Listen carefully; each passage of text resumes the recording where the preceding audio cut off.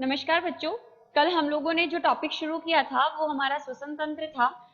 तो उस टॉपिक के अंतर्गत हम लोगों ने जो है पढ़ा कि श्वसन क्या होता है और उसके जो प्रकार होते हैं वो कौन कौन से होते हैं। तो हम लोगों ने देखा था कि श्वसन वो जीव रासायनिक क्रिया है, यानी जीवों में होने वाली क्रिया है जिसके अंतर्गत भोजन का ऑक्सीकरण होता है, यानी हम ऑक्सीजन लेते हैं और भोजन के साथ ऐड करते, भोजन के इन द सेंस ग्लूकोज के साथ, है ना। तो जैसे ही ग्लूकोज का ऑक्सीकरण होता है तो हमारे पास क्या क्या प्रोडक्ट बनते हैं। मनुष्य की बात कर रहे हैं, मैं जीवाणु की बात नहीं कर रही क्योंकि हम मानव श्वसन तंत्र पढ़ रहे हैं ना। तो मनुष्य के अंदर क्या क्या बनता है, CO2 बनती है, 6 molecule of CO2, 6 molecule of H2O plus जो ऊर्जा होती है वो बनती है ना, जिसको हम एटीपी के रूप में संग्रहित रहते हैं। तो जो ऑक्सीजन हमको ग्लूकोज को तोड़ने के लिए चाहिए थी वो एक तो हमें जरूरत थी। फिर उसकी ऑक्सीजन की सहायता से जो हमने ग्लूकोज को तोड़ा तो हमारे पास बना क्या, CO2 बनी, राइट।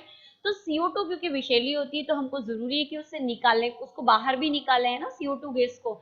तो यहाँ पर ऑक्सीजन को लेने का काम, बाहर इन्वायरमेंट में ऑक्सीजन प्रेजेंट है और वापस CO2 को कहाँ छोड़ेंगे हम, इन्वायरमेंट के अंदर। तो लेने के लिए और छोड़ने के लिए जो तंत्र काम करता है वो हमारा कौन सा होता है, मानव श्वसन तंत्र कहलाता है।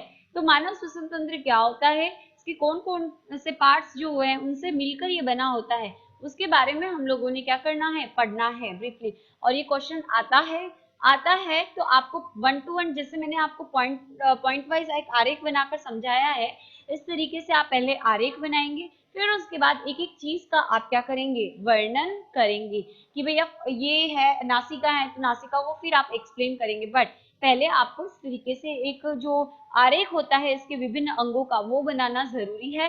प्लस आप देख रहे हैं सामने में डायग्राम बना रही हूँ, तो आपको बायो का जो कोई भी पोर्शन होता है उसके अंदर आपको ये चीज जरूर ध्यान रखनी है कि हम लोग जो भी आंसर लिख रहे हैं अगर उसके अंदर डायग्राम बनता है, चाहे वो पूछे नहीं पूछे, आपको जरूर बनाना है। अगर आपके पास टाइम है, पेपर उस अकॉर्डिंग आया है, तो लेंदी है तो हम कर सकते, लेकिन लेंदी नहीं है तो आपको बायो के अंदर डायग्राम जरूर बनाना होता है। ये आपको आप किस तरीके से रिप्रेजेंट करते हो उसके अकॉर्डिंग ही आपको एग्जामिनर क्या करता है, मार्क्स देता है। आ रही बात समझ में? तो देखिए हम लोग श्वसन तंत्र शुरू करने वाले हैं। तो मानव श्वसन तंत्र जो होता है उसके 3 पार्ट में हम लोग क्या करते हैं, डिवाइड करते हैं उसके विभिन्न पार्टों को। पहला आता है हमारा ऊपरी श्वसन तंत्र, दूसरा हमारा निचला श्वसन तंत्र और तीसरा होता है श्वसन मांसपेशियां। सबसे पहले आता है कौन सा, ऊपरी श्वसन तंत्र। ऊपरी श्वसन तंत्र के कौन कौन से पार्ट्स हैं, नासिका, ग्रसनी और स्वर यंत्र। इन 3 पार्ट जो है उनसे मिलकर हमारा कौन सा तंत्र बनता है, श्वसन तंत्र का कौन सा पार्ट बनता है, ऊपरी श्वसन तंत्र बनता है। ठीक है, फिर आता है निचला श्वसन तंत्र। ये ध्यान रखना आपको ऊपरी दिख नहीं रहा है तो ऊपरी है ये, इज इट क्लियर। फिर आ गया निचला श्वसन तंत्र, तो ये 2 पार्ट से मिलके बना है, श्वास नली और फेफड़े। श्वास नली फिर से डिवाइड होती है, श्वसनी श्वसनी का वो हम लोग आगे पढ़ेंगे अभी। फिर आता है श्वसन मांसपेशियां, इसके अंदर आता है आपके डायफ्राम और अंतरा परोक्षक पेशियां होती है जो कि 2 तरीके की होती है, आंतरिक और बाह्य प्रकार की। ठीक है, अब डायफ्राम जो होता है इसको हम तनुपट के नाम से भी जानते हैं, कई जगह तनुपट नाम दिया रहता है तो इसको आप कंफ्यूज मत होना। तो यहाँ पर चित्र में देखो, ये हमारी नासिका है यानी नाक, उसके बाद यहाँ जो 2 छेद होते हैं दाएं तरफ और बाएं तरफ वो नासिका छिद्र कहलाते हैं, जिधर से वायु क्या करती है, अंदर की ओर क्या करती है, प्रवेश करती है। फिर ये गेप जैसे स्ट्रक्चर आप यहाँ पर देख रहे हो जो कि एक पट्टी से डिवाइडेड है, वो हमारी क्या है, नासा गुहा। इसके बाद का हिस्सा आता है नासा ग्रसनी।